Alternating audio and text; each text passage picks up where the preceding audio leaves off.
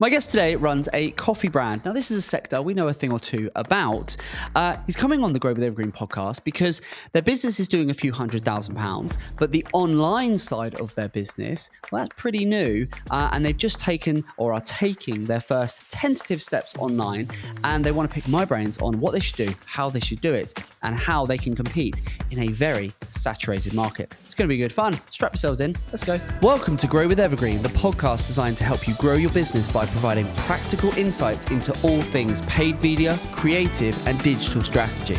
Every episode, we help home, garden, and lifestyle brands with their growth challenges by delving into their business, dissecting what they're doing, and defining a digital growth strategy they can take and deploy into their business.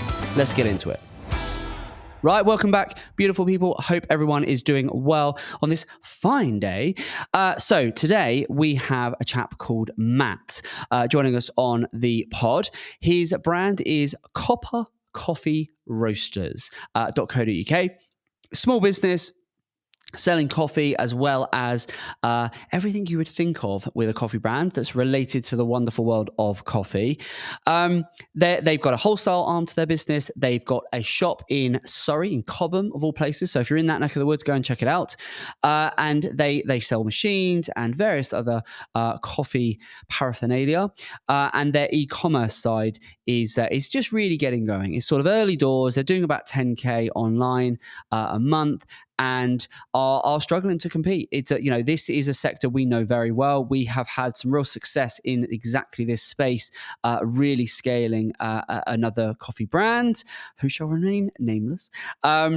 But we had a lot of success with them. Took a bit of figuring out in the early days working on that account of what we were going to do, because coffee is, like so many sectors these days, a very competitive sector and space. But we managed to figure out for those guys, and I'm going to do my best to see how I can help Matt. He noted down on his application that his key challenges were: one, is that saturated market; two, building brand awareness. How are you standing out in a very competitive space? And then his third challenge, which I quite like, is selling a product that requires someone to taste it. And Darren and I were talking before we came on air. And I think, Darren, to your point, if I bring you in, because you said It's not so much about selling the product or that they need to taste it. What did you say? I said one of his problems being that people need to taste it. They don't need to taste it. They only need to want to taste it.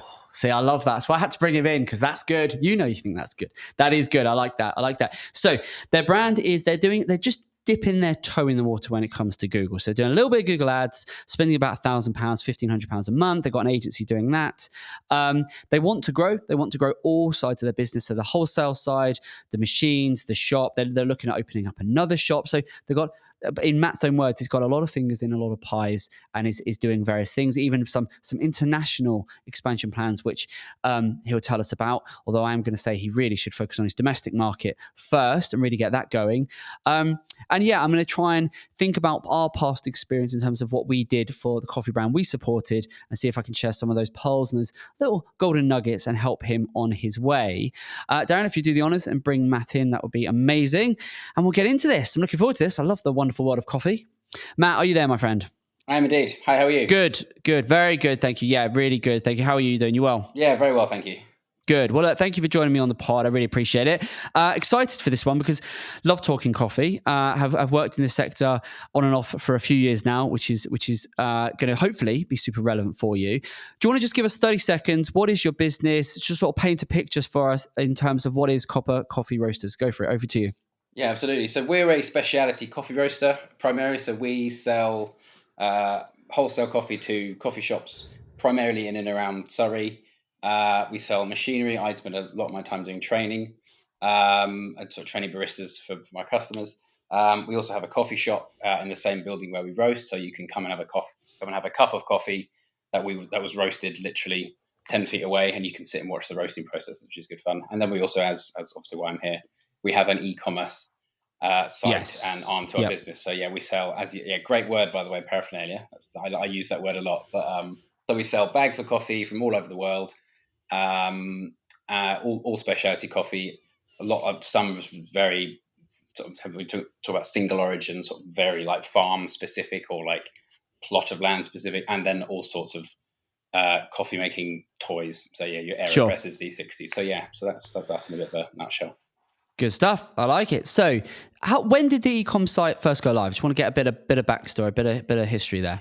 So yeah, that's a really good question. So we are, for our sins, a lockdown business. So I was previously running a recruitment company, which part of one of the industries that we serviced was sort of coffee hospitality vending.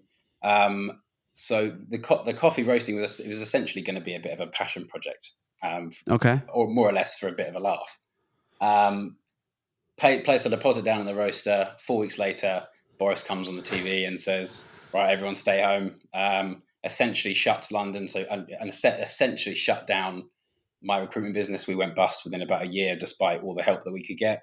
Right. But Wow. we worked out so within, I think it was within 48 hours of lockdown being announced, we were very aware that, right, this is pretty serious. We need to get this coffee thing going. Sure.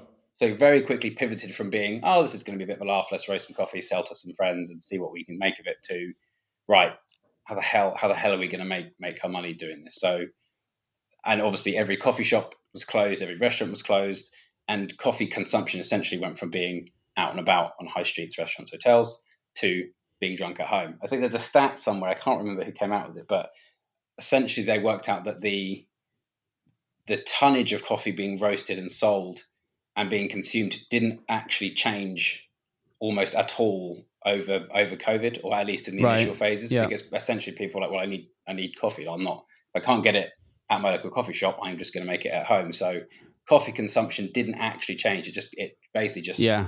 it's just the way. Where it was consumed, Yeah, right? Yeah, exactly. absolutely. Yeah, exactly. Well, And I in terms, suppose everyone needs their coffee fix, don't they? Whether you're going to get it at, at a chain, or whether you're going to get it, at home. Out and about, or at home. Yeah, exactly. So that I need to remember where I found that stat, but so yeah, we very quickly pivoted, as I said, from it being just, oh, let's a bit of a laugh, let's see what we make Sure. this to, right? How are we going to make this work right now? And the discussion of very quickly led us to being like, right, well, everyone's stuck at home, so let's roast coffee and try and market it to people sat at home. So like, how are they brewing it? How are they using it? What can we do to try and to try and sell our coffee? Yeah, it makes sense. So the you're doing 10K at the minute. How are you doing that? Where's that coming from? Is this ads? Is this organic? Are you doing email, social? What are you doing to generate that sort of 150K that you're doing online right now? Yes, that's good. So the initial hit that we did, so we partnered with a company that didn't have any real experience working with a coffee brand. So we were with them for about just over a year, and we tried sort of a huge amount, different ideas. We spent a lot of money trying to sell coffee using Google, using AdWords specific to coffee, so like freshly roasted, home delivered coffee. So all of those, we ended up spending, we spent a lot per click, and the cost per acquisition bet you did. was prohibitively high. So we eventually worked out that actually the best way of doing it, at least that's the conclusion we came to at the time, just given what we knew, was if you can sell an AeroPress, because people are searching for AeroPress, if you can get them to your site, if you can be competitive on that cost per click there, once they land, you then have a pop-up that says, look, buy this AeroPress, get 50% off your first bag. And then after that, once they've obviously bought it, you've then got the email address. You can then follow up with a marketing campaign saying, look, you haven't bought this, it's been 3 months since your purchase, have a bag of coffee and us just pay shipping. So we tried, so that was initially how we did it. We then sort of paused our online for a little while we set up our coffee shop and really focused on the wholesale bit. And then, as I say, probably just over a year ago, we sort of dipped back into the e-commerce bit, and to be honest, it's a very similar strategy. We're very much targeting brands that are well known. So your AeroPress, Harry V60s, like Wakako is one of our more recent additions, and then trying to sell off the back of that, as opposed to it being sort of coffee led specifically. So you're not leading with the coffee, essentially. No, which from an ads perspective makes sense. So the 10K at the minute is coming off the most part from the advertising you're doing. Yeah. So I would say probably about two and a half of that. So the initial run that we did with the agency previously, we also have a subscription model. So we noticed that loads of companies have the subscription model. Yeah. And so probably about two of that. is still long-term coffee subscribers. So we do like a coffee month thing where Okay, so every you're month. getting about 8K's worth of new business a month. Yeah, and then probably I would say of that, there's a small chunk of organic, there's a small chunk of referrals or like Yeah, friends and of there's going to friends. be some brand in there as well and Yeah, stuff like exactly. that. Yeah, so Okay. there's a small chunk of that, but I would say predominantly, yeah. Do you So know do you know your return on ad spend? So your ROAS in terms of ads. If we look at ads specifically, you said you're putting about £1,000 into ads a month, £1,500 a month into ads. yeah, Do you know what return? If I put 1,500 in the pot, what am I getting back out? that is a very good question. I got sent a report literally. I wonder if I could pull it up right now. But yeah, but it's a hell of a lot better than it was when we were using the company before. Okay. And I could probably find you the number. Yeah, if you find it, that'd be great. It Yeah. just because again, it just helps to paint a picture. Because what I'm trying to do is understand. You're doing 10 at the minute. Where's that coming from? So I sort of kind of portion it and go, okay, we're probably doing 2K in recurring, Yeah. which is fine. Then if we're probably saying we're probably doing the same again in sort of direct and probably a bit of organic in there as well. And then I just want to understand: is the rest then going to be made up of your paid? Yeah. I just want to get a sense of where the rest is. Yeah. So actually, I literally had an email last night. So we're doing a Performance Max Yeah, fine. Okay. campaign. So our overall analysis Performance Max campaign shows a drop in ROAS, but remains above our current ROAS target of 200%. Okay, you set 200. So give me an idea. What numbers, just as a rough sort of return? What did you? And what period is this? Is this last month, last quarter? So last year? this was just last month. So Okay. our search campaign spend for July was £490. That generated 211 clicks, 185 impressions, 185,000 impressions. The Performance Max campaign, our spend was just under 750 quid. Conversion value of £1,700. And then there's a lot of gumph here, so I could. Yeah, no, that's fine. It's fine. So you're spending about, okay, so you're spending the best part of 1,500 quid. And do we think, so what are we making back on that? On an average month, what do you think? If you're spending 1,500, are you doubling it? Are you tripling that? Are you getting a 3x return, a 2x return? What do you think you're doing? Yeah, it's a tricky one as well. So we've had this conversation many times because essentially, when we sell an AeroPress or a Harrier or whatever, we're not, the margin on that is obviously a hell of a lot smaller than when we sell a bag of coffee. So there's some analysis that we need to do on our side where if we sell just an AeroPress and that's all they buy and they never buy from us again, for us that's a fairly cost neutral. We've sold them an AeroPress, brilliant. We've got the email address, but if they never buy from us again, essentially we've made no money off that person. Yeah, you're buying customers, right? Yeah, This is, I know this sector so well. So look, buying, to cut to the chase on this, buying customers is the name of the game for you because, you are going to really struggle to compete on coffee, exactly as you found, because there are people way bigger than you with far deeper pockets that are going to be able to just own the SERPs, right? Yeah. So competing on coffee, and it's very similar to the experience we had with our client who shall remain nameless, or our ex-client, should I say. They found the same thing. Is competing on coffee, is very, very difficult. It's not impossible, particularly if you've got very niche or specific types of coffee. Yeah. It can be done, but out of the traps, coffee's an extremely saturated market, so very difficult. Add to that, what's an average sale price? What's an average bag of coffee? If I went on your website and bought a bag of coffee, what does that cost me? 10, 15? Yeah, something like that. So yeah, it depends on the size of the bag, but anywhere from say £9 for one of our cheaper, smaller bags to say some of our more expensive kilo bags, you might spend 40 quid, say. Okay, so it's like £9-10 upwards for the bigger bags. Fine. Yeah. Because really, as a general rule of thumb, I personally believe if your average sale price is in and around the £30 to £40 mark, is very, very difficult to make Google Ads work. Just as a general, doesn't matter, not just coffee, as a general rule of thumb, having done this for 20 years, if your average price point is in that sort of lower threshold, very difficult to make Google Ads work. Just because of the competitive nature of how Google Ads works. It's an online auction when you have to pay per click. Now, there are exceptions to the rule, but when we work with brands where the average price is 10, 20, 30, £40, we have to be very creative or look at different strategies, or exactly as you've done, focus on other routes to market. So I think what you have done and are doing with the aero, all of the different product types makes a lot of sense. Because I mean, if you think, forget coffee, put that to one side, what's the average order value on one of these other products? So if we think about, I say the AeroPress or the Wakaka, what's the average price on those things? Yeah, so your AeroPress, they went up recently, but so if somebody's coming to buy a piece of coffee making equipment, you're looking to spend, like, what a Wakaka is 100 and something. So anywhere from say 40 to a couple of £100 on. So some people will come and they'll buy the whole kit and caboodle. They'll buy a electric grinder, V60, like posh kettle. Yeah. What's a Wakaka? What's one of them going to cost me? A Wakaka, I don't know I think it's like 130, 140 quid. So I think, as a general rule of thumb for you, I think the strategy, which sounds like you're doing, which is the right one, is, you need to be thinking about, I would be thinking about average product needs to, I would want it 80 to £100 plus average. They're the products I'd be focusing on in terms of taking those as that first transaction, because what you want to be doing is buying the customer.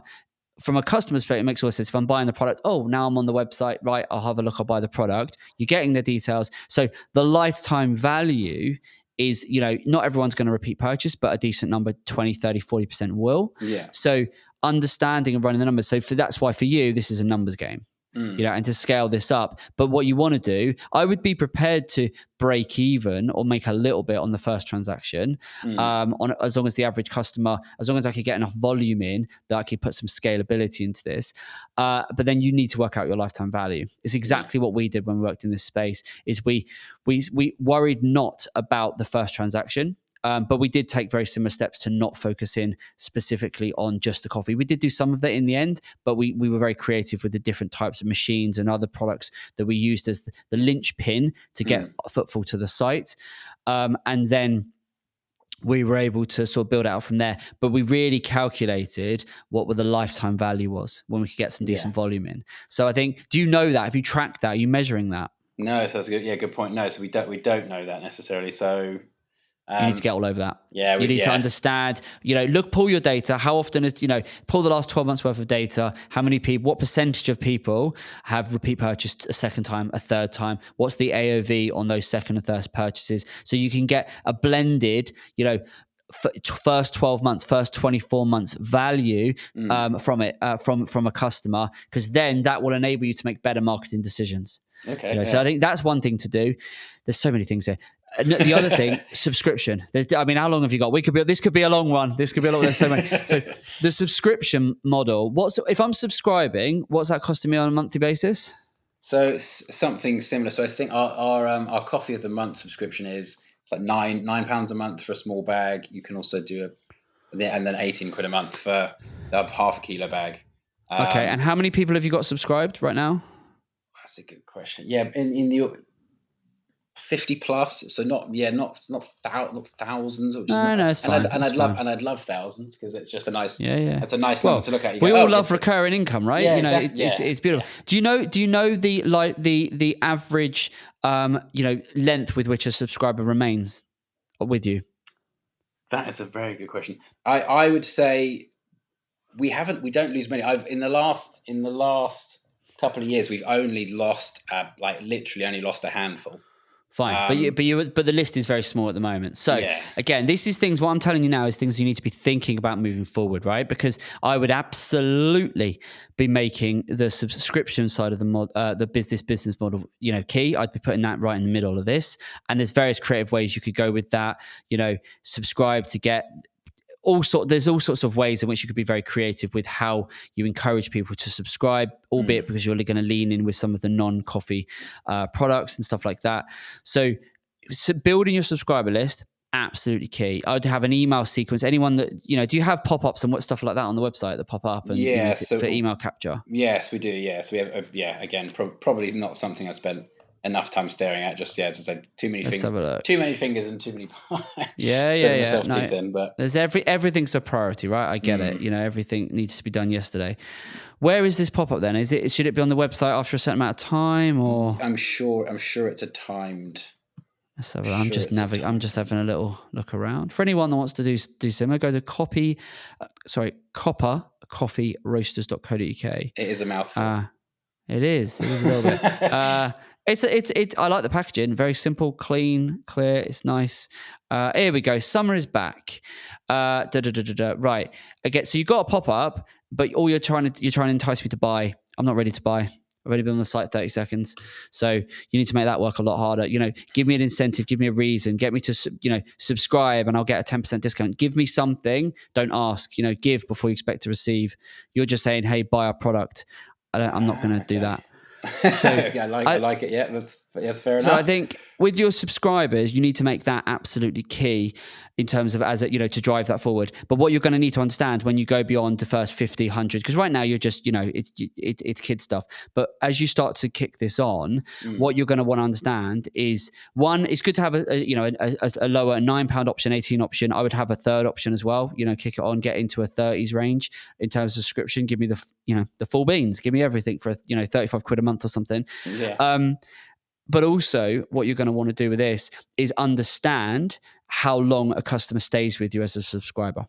Yeah. So on average, do they subscribe and are they subscribed for 6 months? Or because right now you're going to have, lifers that are going to be with you, people that know and, they're advocates of the brands that, that's not a true representation of as you start to build this thing out. Yeah.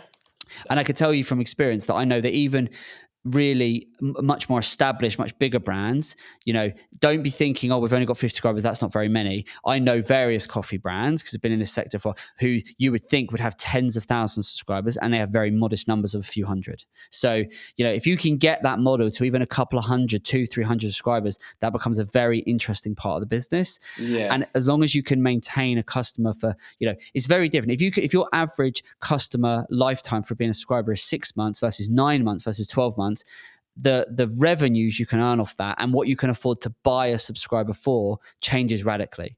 Yeah, and so it's something to just be aware of and start to track and just record when they're signing up, what package they're signing up to, how long they stay. You're going to have to collate that data for the next year or two. Yeah. But as you do, the more you will understand, because the auction price with ads is only ever going to increase. But understanding that actually, if someone subscribes on a £18 a month package, and they stay for, let's have a look at the math, right? So if they stay on average for, say, 9 months, and they are, value, they're on the middle package, they're 162 pounds there. Yeah. In terms of that's the value there. And that's assuming they don't do anything else, right? Then if you're upselling them and you're doing other bits and bobs, you can start to say, okay, that customer could be worth to us, a couple of £100. Okay, so what can we afford to buy them for? Yeah, that's interesting. Yeah. So I would definitely be putting so the subscribers at the heart of that. One of the more famous. Yeah, are we naming brands on this? Am I? You can name a brand if you want. I'm not going to name who we worked with, but you can name whoever you like. Pact, who are everywhere. I know Pact. Yeah, then their model for a long time was subscribe to us and we'll give you a free V60, and I think it's now subscribe and we'll give you a free French press. There you go. And it doesn't matter how long. It doesn't matter how long you subscribe for. Like you literally. Yeah, but it's because they know. It's because they know the value of what a subscriber is worth to them on average. Now you're going to get the people that are going to sign up, grab it, and leave. Of course you are. But they will be doing that because they will know that the average customer is with them for 6 months, 12 months, 18 months, whatever it is. Yeah. They know that, right? And you can make much better marketing decisions when you know that stuff. Yeah. So there's a couple of things to kick us off. I think I'd say from a routes to market, I think leading with a coffee, anything that's going to be 10, 20, 30 pounds is going to be very difficult. With your ads, I think what you've got to do is start with the end in mind when it comes to paid ads, right? Because any brand online, and I know you've got the wholesale side and you've got the shop, and that's kind of outside of sort of our area of expertise. You've got the wholesale, great. The machines, you're going to be e-com, fab. But if we look at the direct-to-consumer online side, for a brand where you are right now, which is really sort of that startup sort of phase, that early stage in terms of your online maturity, what you're going to have to do is you are going to have to invest. So paid is going to drive this. So paid is going to be a way of you're going to get eyeballs to the site. You're going to get people subscribing. You're going to get people, repeat purchasing. And then off the back of driving that footfall to the site, you will see increased direct traffic hitting the site. You will see increased organic traffic, referral traffic, and so on and so forth. Paid until you get to 500,000, 750,000 online, paid's going to be the key driver. So I would be expecting that your paid should be accounting for 50 to 60% of your revenue. Wow. So what you've got to do is you're going to have to think. And once you get above that stage, I should say, then you can start to diminish it. Because I don't want a brand wholly reliant on paid, but to drive the online growth, you're going to have to do that. Yeah. It's going to have to be more than half of your business. So what you've got to think is, right, from a pure commercial perspective, where do we need to be? So if your total turnover is what are you doing total turnover as a business as a whole? Last year it was just over 400,000. Fine. And this year, do you know what you want it to be? I think we were at one point almost doubling every year. So which I don't.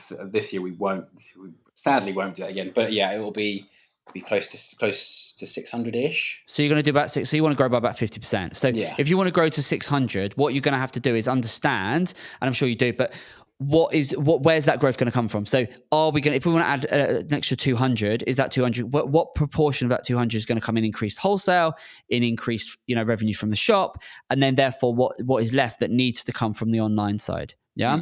So because that is going to then dictate what you need to be investing in the online side to facilitate that growth. Because at the minute, if you're doing a 10K run rate, you're doing 120K on online sales. Does that sound about right? Sounds about right. Yeah. Fine. So if we said, if you said, look, the shops is what it is, when realistically that's going to continue to maintain, or maybe going, maybe it's going, you've got part of the business going in the wrong direction. You've got to understand what part of that 600 is going to come from the shop, what part of that's going to come from the wholesale, and then you need to be having the conversation, how, if we want to increase the shop sales, what are we doing? If you want to increase wholesale, what are you doing? And then it's the equivalent when it comes to the e-com side, is going, okay, we've done 10. What are we investing in ads to drive that? And then we know we're getting a little bit of direct, a little bit of organic, a little bit of this, that, and the other. Yeah. It then becomes, okay, let's say we need the online side. So let's say we need to increase the online sales by 50%. So we need it to go from 120 to 180. So what you've then got to do is, okay, we need to drive an extra 50% of revenue into the online side. How are we going to do that? Well, then that's at that point, you know what success looks like in terms of, if we can do 180 online and wholesale plays ball and the shop plays ball, we're going to surpass 600. That's the thought process I'd go for initially. Then you go into your Google ads. And at this point, that's when you then start to think about, right, what are the right products to be marketing? Historically, what's the data showing us? You've already sort of figured out that it's probably not going to be the coffee, particularly at this stage, until you can get some, economies of scale in there. So you're going after the machines, you're going after the specific products. What you're going to need to understand then is, again, it's volume. So do you know at this stage, what you spent? You're spending 1,500 quid a month on ads, yeah? Yeah, thereabouts, yeah. So, and as I said, one thing you're going to need to figure out is, at an account level, what sort of return are we making? And what level of return are you happy to make when you factor in that lifetime value? Yeah. Yeah. Because on the first transaction for you, you're not really going to make anything. But as long as you understand your lifetime value and you can have a big part of this focus on subscribers, I personally, if this was my business, I wouldn't really be too bothered about that. I'd go, as long as we're not losing money, I can invest in it. Because 1,500 quid a month, you kind of go, okay, well, that's, it's £50 a day. Yeah. Which, do you know how many campaigns you're running in Google Ads? That's a very good question. I wouldn't know off the top of my head. Fine. But did you mention Performance Max earlier? Yes, we are. Yeah, we are using Performance Max. Yeah. Are you using shopping as well, or just Performance Max? And Google Shopping as well. Yeah. Right. So, and then search potentially. Search. So we have a search campaign, Performance Max, and shopping as well. Yeah. Right. So, do you see the problem you've got straight away? You've got 50 quid a day. You've got 3 campaigns, right? Even if you probably haven't split these budgets even, but suddenly you potentially running campaigns with £10, £15 a day. Which is It's not going to touch the sides, is it? Yeah, that's interesting. It's just not going to touch the sides, right? Yeah. So, and particularly when you factor in your cost per click, because whilst coffee, the cost per click for specialty coffee, roasted, this, that, and the other is going to be, pound 20, pound 30, that sort of level, and then up, depending on where you're targeting. If you compare that to your daily limit that you're going to have on your campaigns, you're anticipating getting half a dozen, 10, 12, 15 clicks. And I see this a lot. And so the maths just aren't going to stack up when you think about, well, how many clicks do we need? So for example, you've got that report from your agency. What you need to do, go and look at that report. How many clicks did we get? And how many sales did we get, right? And then it just becomes a very simple, equation to work out, right? This amount of clicks translated into this amount of sales. So let's say you got 500, let's say you got 500 clicks and you generated, 20 sales. Yeah. You can work out the conversion rate on that. And then actually you can work out the average order value of those sales. And you can start to see where it is and where it isn't going to work. Yeah. What you also need to do is make sure you're splitting. I'm sure hopefully this is in place already, brand versus non-brand, because your brand clicks, and it's very easy if you haven't excluded them with Performance Max and shopping, that the campaign can look better than it is. So you can go, well, our Performance Max is converting at 3 or 3.5 or whatever. But actually, if a bulk of that traffic, or for the most part, if they're small campaigns, is a lot of brand in there, then actually, if you're running brand within Performance Max, as a general rule of thumb, you'll pay a premium for those branded clicks as opposed if they were a standalone search campaign. So brand is in, so like piggybacking off, as in people that or... would be looking for, well, no, so that's a branded product. So for me, I mean branded is in people searching for you by brand. So Copper, I see. Okay. It's that, right? Because you won't think there will be people searching for that. They're searching for you, and it will be the people that are repeat purchasing. So if I bought the product and I think, I like this is nice, I am going to be Googling you. Yeah, right. Okay. And I'm going to be Googling you by name. And so from an ads perspective, I am an advocate of you running branded ads because they'll cost you pennies. But what you need to do is have a standalone campaign, because you can then put a small proportion of the budget towards a branded search campaign. You're going to pay pennies for those clicks. It's a good show of force, a show of like, this is us, and we pay for we want to own the SERPs when it comes to our brand. We believe in our brand. But what you need to do from a search, from a shopping and Performance Max, is exclude the brand. Now, there are scenarios where you don't want to exclude it, but it will often skew the data and it won't give you a true representation. Essentially because people are already searching for you, and it looks like you've had a nice Exactly. Nice, you're not getting, for the most part, and exactly. And they're already searching for it. They already know you. And while we want those customers and we love those customers because they're coming back to us, we want to pay as little for them as possible, right? And with Performance Max, it's a conversion hungry type of campaign type, yeah? So if you allow Performance Max campaigns in particular to have your brand, have your brand terms in there, and I'm talking about your, like, as in coffee roaster type terms, it will gobble those up and it will prioritize those, and Performance Max will trump, pretty much anything else, and it will go after those terms because frankly they're easy to get and it's hungry for conversions. And so it can lift what the perception of how Performance Max, and what it actually means is the knock-on effect is you get in front of fewer and fewer new customers because it's repeatedly I'm going after people that are looking for your brand, they're returning, great, but do you see what I mean? You want to be focused on new customers. We already had them. And do you know what's really funny? And like anecdotally, I have had a number of people who I know are customers and who are mates of mine who buy my coffee say, "Oh, are you running some sort of ads campaign?" Because I was just on, I was on some other website, and there's a sucking great cup of coffee banner at the top, and I'm like, that's funny, that's interesting, and it's whilst that's great, as you say, actually, if they're all then clicking on it and that's how they buy, it's. Yeah, as you say, you're essentially untelling. Exactly. Well, so what you're describing there is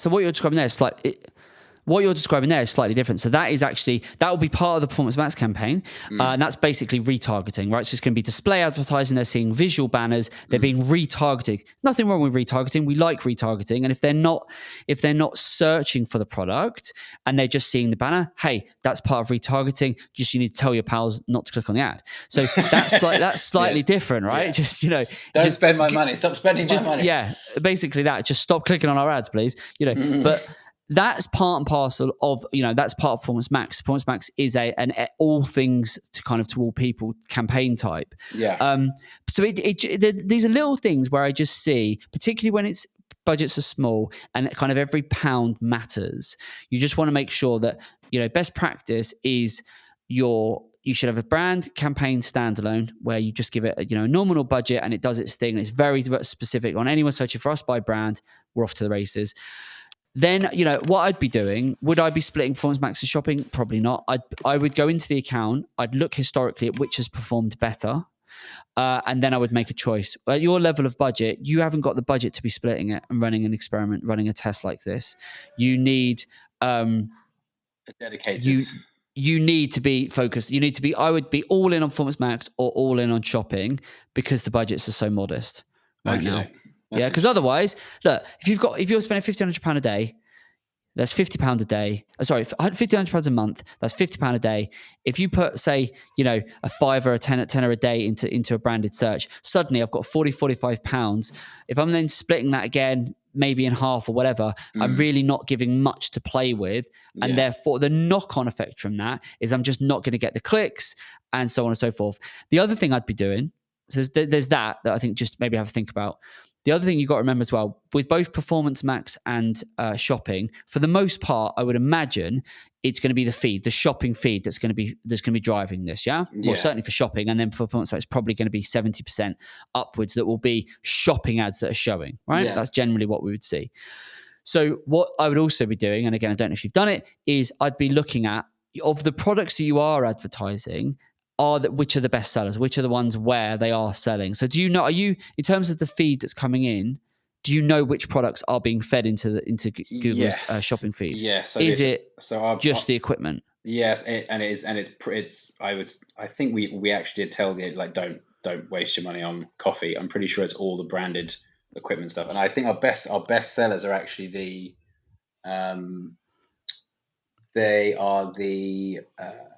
they're the electric grinders, so the Wilfer grinders, the Sage grinders. So I think our best seller is the Wilfer, Spark, so the £135 one. Where is that on the? Is that in the main nav? Where is that on here? So what brand is that? So it's Wilfer, WILFA. So it's under electric grinders and electric coffee grinders. Electric coffee grinders. I think it's the black one. But how do people search for that? Do they search via the brand name? That's coming through Google. I think that I'm looking at the data here. That's coming through the shopping campaign. And so people are going onto Google and saying, I want the Wilfer Spark Black. And then we are then coming up in a bot. So that's good. And that's fine. And you're selling a few of those. That's probably is that the best selling product? I think that is our best selling product, yeah. That is our best selling. Yeah, so, it is our best selling product, yeah. And it's a lovely price point. That a couple of £100, it's exactly the range you £300. said. It's exactly that. Before we go any further, are you enjoying today's episode? If so, you'll love our other show, Tea Talks. They're short, informal chats where the Evergreen experts and I share actionable nuggets on all things paid media, creative, and digital strategy that we use daily when growing our clients' businesses. And best of all, much like this podcast, it's completely free. So if that sounds like something you'd be interested in, see the link in the description. Now, let's get back to it. So what I'd be doing, just this is more of an SEO-y kind of thing, is the Wilfer products, they're not under... how do people search for those? Yeah, because if they do search by brand name, then put that in your main nav. Because right now, for me to find that, I didn't know where they are because you've put them under electric coffee grinders, which is what they are. But if more people search for electric coffee grinders, then lead with electric coffee grinders. If more people search for Wilfer coffee grinders, then lead with that. Or have it as a separate page, because you've got under the brewing equipment, you've got various brand names, but then you've got then you lead in with type of product. Yeah, that's interesting. Okay. Do you see what I mean? So it's just little things like that. It will better optimize because then, so for example, the collections page that I come in if I'm guessing you're obviously your shopping is going to link to the product, but the parent of those products is electric coffee grinders. Yeah. From an optimization perspective, you might have that, but if there's enough search and it's a bestseller, I would have that. I would have Wilfer coffee grinders as a standalone page That's if there's a interesting. market for it. Yeah. So what Do you know what I mean? you'd almost have the website trying to reflect how people are searching for it on Google. There's no almost about it. That is absolutely what you should be doing. You know, it's 100%. You need to reflect how people are searching. Make it easy for people. Don't make it life difficult for people. And they come in, or do they sell them? I wouldn't have known that Wilfer, you know, that it is. Yeah, I wouldn't have known that. I wouldn't have known where to find that. You know, so just let's make it really easy for people. Yeah. Yeah. Okay. So I think where were we? So I think, you know, fewer campaigns. I would pull the data off to look at what performs better, Performance Max or shopping. I would also be looking at the key product lines because again, this is from experience. This is something we did, is we identified the key products that were selling and we went hell for leather on those. And to gain some traction, because if you can see that Wilfer coffee machines are, you know, coffee grinders are really doing the business, have an out and out campaign that is purely focused on them. Because what you're able to do is really then optimize from a search perspective. You're able to optimize how the products sit in the feed. You're able to optimize, you know, the whole thing just becomes a lot easier when you focus, you know. And an analogy I like to say is, you know, I think Amazon, you know, they started just selling books, right? Now they're everything to all things to all people. But in the early days, and I think when you've got a small budget, when you're trying to establish yourself in an incredibly, coffee is a hugely saturated market, don't try and be, you know, even going after the different products, you're still in theory going after lots of different products, you know, and most of your competitors are going to have these same brands. Yeah. So it's about spotting a niche within a niche. If you can see that actually it's exactly what we've done before for other brands, is gone, actually that type of machine's really doing well. And that type of product is really selling. Great. Let's double down on that because we know, and this is a very lifestyle product, right? We know that once people are on the site, they are going to buy other products. They're going to end up buying the coffee. They're going to end up subscribing. So this is a top of funnel exercise to find what are the best routes to market, to find me the best products where I can compete to get that first click. Yeah. Okay. That's interesting. Yeah. So somebody buying a coffee grinder, like what? It's no surprise what they're going to be doing with it. You know, they're going to be buying coffee from somewhere. So it's not. Yeah, exactly that. So, excuse me, exactly that. So I've just searched for Wilfer coffee grinder, for example. And in the search results, you do come up, which is great, you know, but how often are you coming up? Because you are bidding for that, but probably lots of other terms. So the frequency of which, you know, the proportion of the clicks that you're getting for all things Wilfer, if that's proven to be a good product with a good margin and you can make the numbers work, I would want to double down on that. Right, that's very interesting. Okay. Yeah. Right. I think what else? Let me just give you some other little nuggets here that we can go through. So I think the other thing to do as well, and I'm just going to do a live comparison here. So right, let's have a little look. So, okay. So your product feed could do with some optimization here. I'm actually looking at your search result for if you were to search for Wilfer coffee grinder, you've got, it doesn't look like the product titles have been particularly well optimized. So again, it's a quick win, very easy for your agency to implement, is yours right now says Wilfer Silver WSCG-2 electric. Those letters mean nothing to me. You know, they don't mean anything really to the standard user. Anyone, yeah. Right? So don't lead with those. What you want to do, you've got a very limited character count in the shopping feed, yeah? So what you need to make sure is the great thing with shopping, you've got an image, you've got a character count for what the image is, and you've got a price. So what you need to be doing is searching for your products yourself. How does our image compare? You know, and there's various schools of thought on this. Sometimes it's like we want a uniform so we don't look out of place. Others prefer to go, no, if everyone's got a standard shot on a white background, I am going to put a lifestyle shot in it to mix it up, make us stand out. There's a school of thought for both. There's an argument for both. I would say split test it. But I think all of the products, yours looks very much the same as everyone else on that page, bar one or two. So again, for me, I'm going, maybe it's worth experimenting, putting a lifestyle image in there and trying it. You can split test that with some custom labels and have some fun with it in the shopping feed. also from a title perspective, if you look at one of your other competitors who shall remain nameless, they've got the Wilfer coffee grinder. It says exactly what it is. Whereas I can't actually see in your product title that it actually says it's what it is. Yeah. I can see the brand, but not actually what it is. So if I'm searching for it, I need to know instantly that's exactly the product I'm looking for. Yeah. Yeah, that's interesting. Yeah. Yeah. So and often we see so many brands that don't do it because they get so fixated with it's the ad. We need to make sure the ad. But actually, go and look what your ads look like out in the wild. Yeah. And actually, it might just surprise you because you can go, oh, well, didn't realize it was coming up like that. Yes, and as you say, I've done the exact same search as you here, and I can see. And not that I want to give my competitors airtime, but no, but you see what I mean. But I can see because the ad that I've got for that grinder it doesn't say coffee anywhere. Exactly, it says exactly Wilfer and some letters. The one that's two along, the second word is coffee grinder. It's coffee grinder. Exactly so, that. Yeah, there you go. So it's just little stuff like that. And imagine you rip and repeat that same concept, that thought process for every product you're going after. Then you slim your product line down and you say, well, look, because all you've got to do, it's not as if you're going to say, well, we're only going to market that product for the next 6 months. Absolutely not. If you can put a budget into that product and go, well, look, I can put X amount in for that campaign, for that product, and I can run that model, improve the model over the next 6-8 weeks, and I can see I put X in, I get Y out, that makes sense for my business. Suddenly, I put that to one side and I go, right, what's next? Yeah. What's the next product? What's the next category? And that is exactly what we did with our coffee client and with various other products we market. Is we try not to be all things to all people, but actually go, we're going to focus in, niche within niche within niche. Just go really, really specific. Because again, and another thing to do with this as well, and this would apply to search specifically, but search with shopping, is use your organic data. So Google Search Console. Do you know what that is?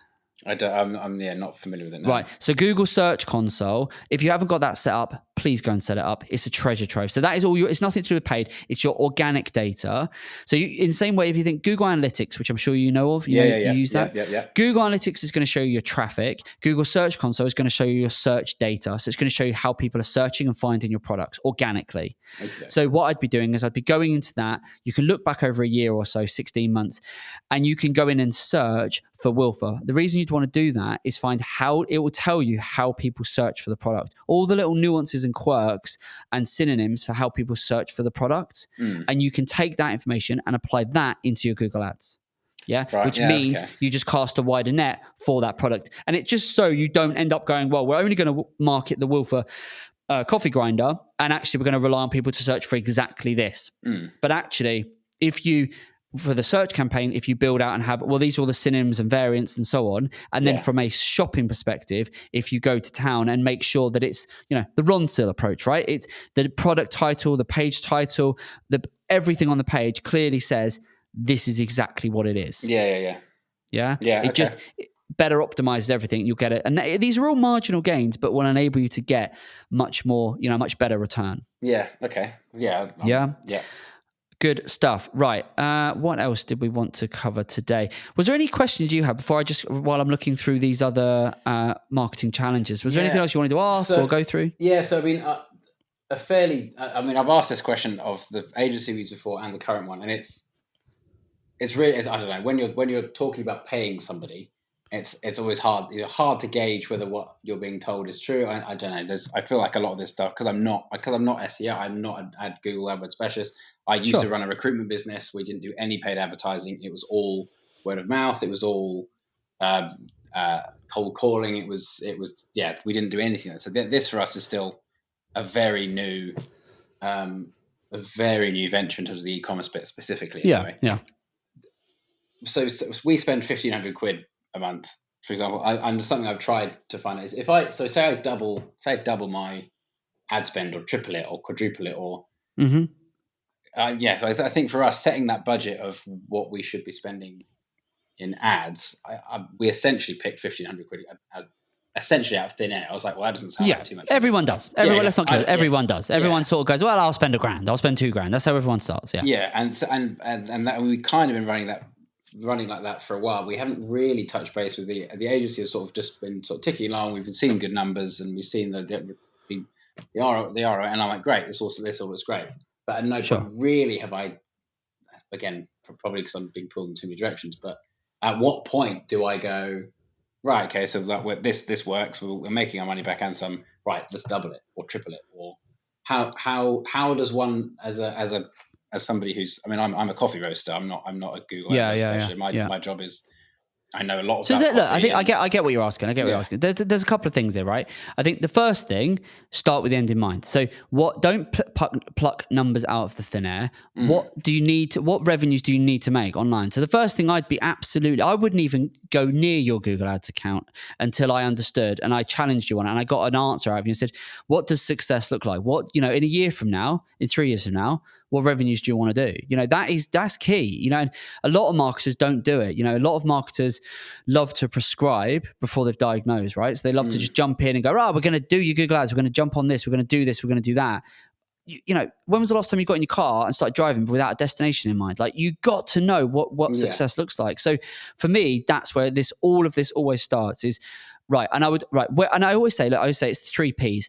Past. So let's look at the past. What were you doing over the last couple of years? How was COVID? How was, the last 2 or 3 years? Let's understand the past in terms of the trajectory you've been on.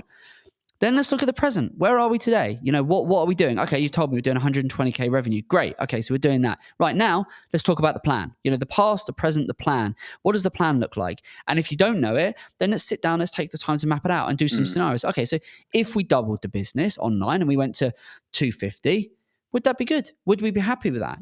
Oh no, it's not enough. I want to go, okay, what about if we did 350? What about if we went to 5?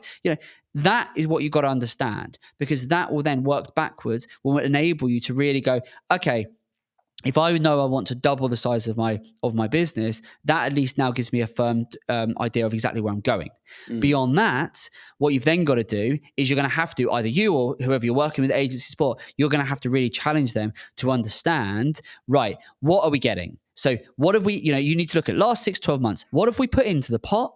And what have we got back out?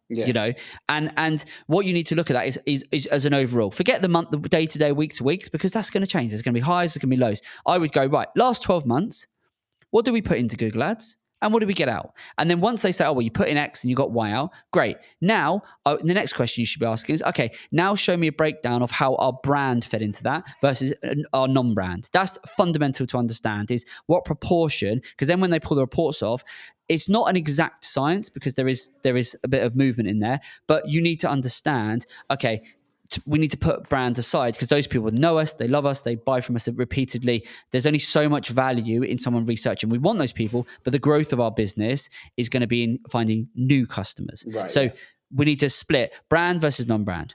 And they can pull off search terms reports and give you a good steer. It's not going to be exact, but they can give you a steer on, okay, well, roughly a third of our clicks are coming in via brand. Okay, put them to one side. Now tell me what return we got in terms of what we spent versus what we got back. And sometimes that is very, very, very surprising for people. And they go, blimey, I did not realize we were getting so few product-led, commercial-led searches and clicks and sales when you take our brand out. I see that a lot. Yeah, so understanding the brand versus non-brand is just absolutely key. And as I said, often people are very surprised just how few clicks are actually coming through when they're not brand. And we want those non-branded clicks because that's essentially new customers. So understanding that element as well is really, really key. And then you can run the scenarios and say, okay, well, if we invested 20,000 into ads and we got 100 back, okay, we're getting 5 times that. At an account level, regardless of the brand versus non-brand, we're getting, so in order to do 250, okay, well, we need to invest 50K because we're getting a 5 times return. And that's how I would work it backwards. Take a very methodical, sort of logical approach to it. That's how we do it. And then you get economies of scale. Then you get, as the brand grows, you start to see that it starts to increase. And then obviously you build out from there. Then for you in this industry, you start to factor in your lifetime value and your average order value. And that's just where it goes from being, interesting to then quite exciting, because you can go, well, if I can break even or make a little bit on the first transaction, I know by 8-9 months later, the value of that customer is going to be worth on average 90, 100, 200, 300 pounds to my business. Yeah. So that's the process you need to go through. And we're coming towards the end now, so we're gonna wrap things up. There's one other point I wanted to just make, which is one of the questions you asked. As you said, how can you use social media to generate sales? Yeah. And obviously we've spoken a lot about Google today. On social, the great way to think about social, if you're going to dip your toe into it, is social is great as interruption marketing. Yeah, with Google, there's search intent. I'm going onto Google. I am looking for a product. I'm looking for a Wilfer coffee grinder. Yeah. With search market, with social media and paid social, so your meta ads, stuff like that. I'm not looking. You're interrupting me, right? I want to look at what my friends are doing and stuff like that. So very, very powerful. We do loads of it, but for you, when you're getting started, you use search as prospecting for those people to raise their hand and say, "I'm looking for a Wilfer coffee grinder." Yeah. Then you set, and there's a bit of technical stuff that's got to be done, but then you set the campaigns up to ensure that you use Meta and paid social for retargeting. So that I search for a Wilfer coffee grinder, you then then are tracking me, you pixel me essentially, and then I'm in the data set on Meta, so that then you can pop up with a little visual ad saying, "Hey, get 10% off our coffee Wilfer grinders if you subscribe in the next 72 hours, or get a free bag of coffee if you buy a Wilfer grinder," but you put little much more visual ads, but specifically for retargeting. And what you tend to do is you have an 80-20 split. So you would go 80% of my marketing budget is going into very targeted, very specific search marketing, and then 20% for retargeting to keep my product top of mind for that person who's raised their hand and showed some interest across Meta, a lot, as well as Google. And that's just a way for your brand to stay top of mind. Yeah. Okay. I think that's interesting. Make sense? Yeah, I like it. Good stuff. Any other questions, Matt, or should we leave things there? We've covered a lot today. We have covered a lot of food for thought, and I've definitely got my homework. I've got my homework as if I needed more to do. But no, honestly, a lot of this stuff I'd not really given a huge amount of thought to, and super helpful. So thank you very much for having me. Pleasure. Well, it's my absolute pleasure. Best of luck with it. I think the brand looks great. I think implement those things, and I'm sure you'll be able to double and triple those sales before very long. Best of luck with it. Keep us posted, and all the luck in the world. Amazing. Take care. Thanks for being on. Cheers. Thanks. Pleasure. All the best. Cheers. Well, there you go. That was Matt. Lovely little business that. I just love the coffee sector. We've worked in it for a long time, and it's an industry we know very well. So hopefully I was able to give him a few things to think about, add to what seems like quite a long to-do list that he's got. It's good fun. Covered a lot of ground in that one. I just love growing businesses. I love the Grow with Evergreen podcast, and I just love having brands. So if you are a brand watching this, if you are a home, garden, or lifestyle brand, if you are whatever stage of maturity your brand is at, if you are doing paid media, if you're wanting help and you've got marketing challenges, then just reach out. You can apply directly on our website to come on the podcast. We'd love to have you on. I'd love to spend 45 minutes, an hour, really helping you with your challenges, trying to see how we can grow your business. So apply now. And for those of you watching and listening in, I'll see you on the next one. Take care. If you enjoyed this episode and want to see more, well, on the left side of the screen, you'll find a video that YouTube has hand-picked just for you. On the right, you'll find our latest video hot off the press. And don't forget to share your thoughts in the comments, subscribe, and hit that notification button. Thanks for watching.